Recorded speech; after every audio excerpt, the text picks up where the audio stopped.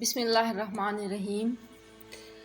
سیدنا عمر فاروق کی محفل جمی ہوئی تھی کہ ایک شخص کو باندھ کر لایا گیا اور لانے والے پکارنے لگے، اے خلیفۃ المسلمین، اس بدو مسافر نے ہمارے والد کو قتل کر دیا ہے، ہم اپنے والد کے لیے انصاف چاہتے ہیں۔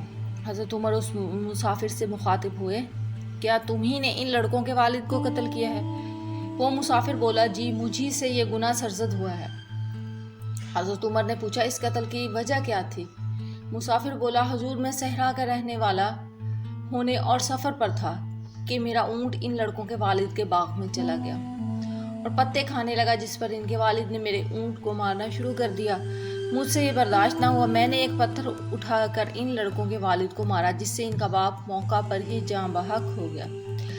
حضرت عمر نے بھری مجلس میں فیصلہ سنا دیا کہ قصاص لازم ہے، کیونکہ تم نے ان لڑکوں کے والد کو ناحق قتل کیا ہے، اس لیے تمہاری گردن بھی اڑا دی جائے گی۔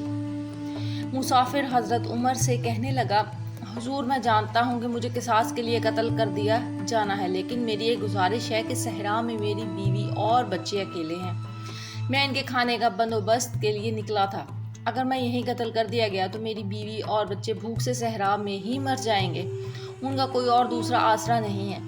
گزارش ہے کہ مجھے 3 دن کی مہلت دیجیے تاکہ میں اپنے بیوی بچوں کو ساری صورتحال سے آگاہ کر کے کسی محفوظ مقام پر پہنچا آؤں۔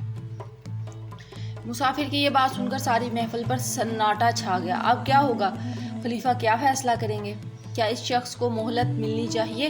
پورے مجمع میں کوئی بھی ایسا نہیں تھا جو اس کا نام تک جانتا ہو، اس کے قبیلے، خیمے یا گھر وغیرہ کے بارے میں جاننے کا معاملہ تو بات کی بات ہے۔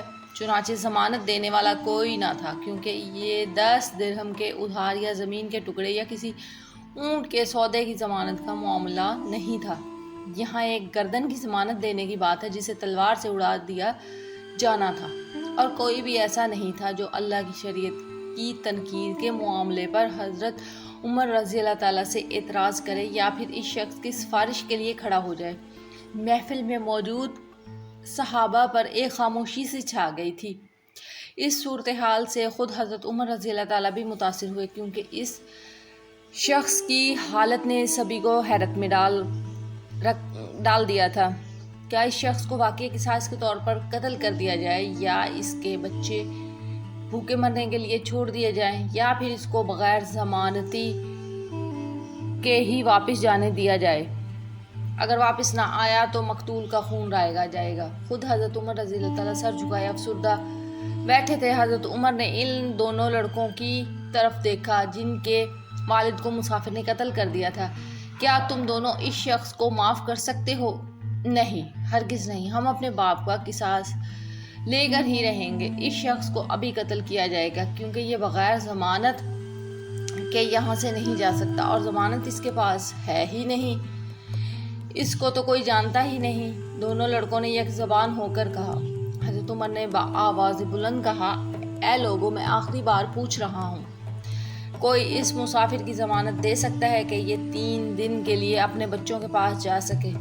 اچانک ایک کونے سے کپ کپاتی ہوئی آواز بلند ہوئی، میں ضمانت دیتا ہوں اس شخص کی۔ یہ آواز جلیل القدر صحابی، بوڑھے صحابی حضرت ابو ذر غفاری رضی اللہ تعالیٰ کی تھی، ایسے جلیل القدر صحابی کے جن کے بارے میں نبی مکرم صلی اللہ علیہ وسلم نے فرمایا، جسے یہ بات پسند ہو کہ وہ صورت و سیرت میں حضرت عیسیٰ علیہ السلام کے مثل کو دیکھے تو وہ ابو ذر کو دیکھ لے۔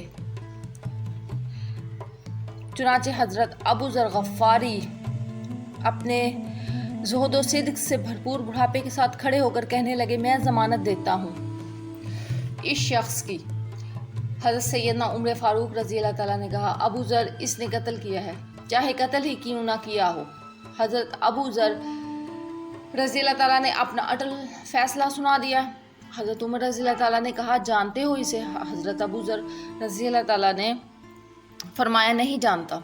حضرت عمر نے کہا کہ پھر کس طرح ضمانت دے رہے ہو؟ ابو ذر رضی اللہ تعالیٰ نے فرمایا، میں اس کے چہرے پر مومنوں کی صفات دیکھ رہا ہوں اور مجھے ایسا لگتا ہے یہ جھوٹ نہیں بول رہا، انشاءاللہ یہ لوٹ کر واپس آئے گا۔ حضرت عمر رضی اللہ تعالیٰ نے پھر فرمایا، ابو ذر دیکھ لو، اگر یہ 3 دن میں لوٹ کر نہ آیا تو مجھے تیری جدائی کا صدمہ دیکھنا پڑے گا۔ امیر المومنین پھر اللہ مالک ہے۔ ابو ذر رضی اللہ تعالیٰ نے اپنے فیصلے پر ڈٹے ہوئے جواب دیا۔ چنانچہ وہ شخص حضرت عمر رضی اللہ تعالیٰ سے 3 دن کی مہلت پا کر رخصت ہو گیا۔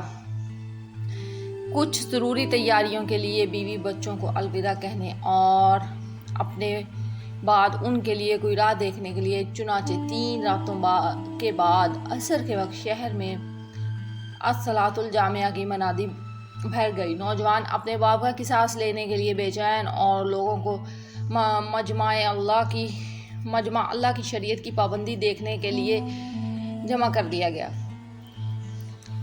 حضرت ابو ذر رضی اللہ تعالیٰ بھی تشریف لائے اور آ کر حضرت عمر رضی اللہ تعالیٰ کے سامنے بیٹھ گئے۔ حضرت عمر رضی اللہ تعالیٰ نے سوال کیا، کدھر ہے وہ آدمی؟ مجھے کوئی پتہ نہیں ہے امیر المومنین۔ حضرت ابو ذر نے مختصر جواب دیا اور آسمان کی طرف دیکھا جدھر سورج ڈوبنے کی جلدی میں معمول سے زیادہ تیزی کے ساتھ جاتا دکھائی دے رہا تھا۔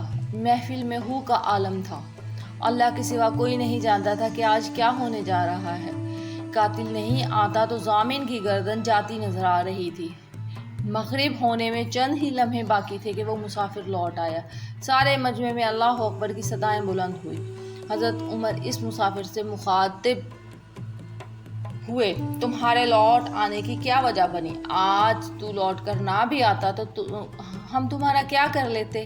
ہم تو تمہیں ڈھونڈ بھی نہ پاتے۔ مسافر بولا، حضور میں قتل ہونے کے لیے حاضر ہو گیا ہوں۔ بات آپ کے ڈر کی نہ تھی اور نہ ہی کوئی مجھے یہاں جانتا تھا، بس ڈر تو مجھے رب کا تھا۔ اگر میں نہ واپس گیا تو کہیں کوئی یہ نہ کہہ دے کہ اب لوگوں سے یقین ہی اٹھ گیا ہے، لوگ وعدہ خلاف ہو گئے ہیں۔ حضرت عمر نے حضرت ابو ذر غفاری کی طرف دیکھا اور پوچھنے لگے، اے ابو ذر، آپ نے کیوں اس مسافر کی ضمانت دی جس کو آپ جانتے تک نہ تھے؟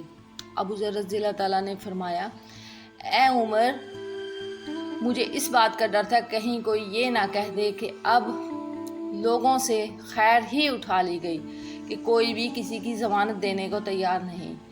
حضرت سیدنا عمر رضی اللہ تعالیٰ نے ایک لمحے کے لیے توقف کیا، پھر ان 2 نوجوانوں سے پوچھا، کیا کہتے ہو؟ اب نوجوانوں نے روتے ہوئے جواب دیا، اے امیر المومنین، ہم اس مسافر کی صداقت کی وجہ سے اسے معاف کرتے ہیں۔ ہمیں اس بات کا ڈر ہے کہیں کوئی یہ نہ کہہ دے کہ اب لوگوں میں سے عفو درگزر ہی اٹھا لیا گیا۔ حضرت عمر کی داڑھی آنسوؤں سے تر ہو چکی تھی۔ آپ نے زور سے اللہ اکبر کی صدا لگائی اور رونے لگے۔ آئیے دوستو، اپنا محاسبہ کرتے ہیں۔ آج ہم کیا ہیں اور ہمارے اعمال کیا ہیں؟ کیا ہم میں سے بھی خیر کو اٹھا تو نہیں لیا گیا؟